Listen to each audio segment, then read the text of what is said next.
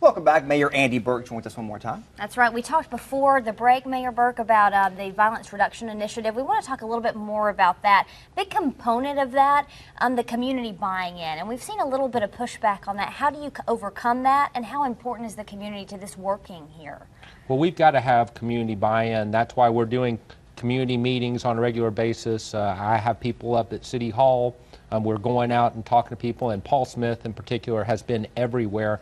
Part of the reason you have to have community is we're going to offer people a different way of life, and to do that, they need to hear from the community. This is really what we want you to do, from preachers and grandmothers and friends, that this is bad for neighborhoods and bad for businesses.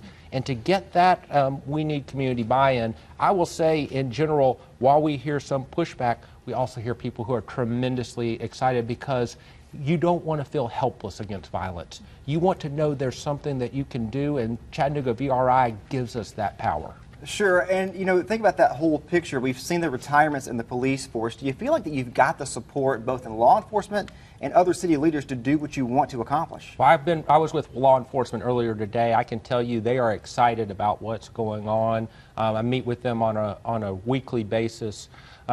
This is really a chance for them to take the great work that they do and make it more permanent. We even saw the last 4 months of the year a 42% reduction in the number of shootings that we had on a monthly basis. That's still not good enough, but as we go forward, as you keep seeing reductions, this has worked across the country 20, 40%.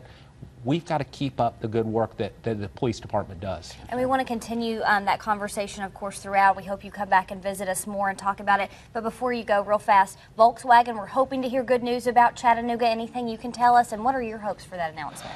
Well, we would love to have Volkswagen build their next line here. We work hard every day as a city to be a good partner and to show them here's what we have to offer. If you think about Chattanooga, the reason that people want to come here is because we're a great place to live. Sure. The quality of life is amazing, and we've, I think, shown the company, which I've heard from them, the workers in Chattanooga are as good as they are anywhere in the world.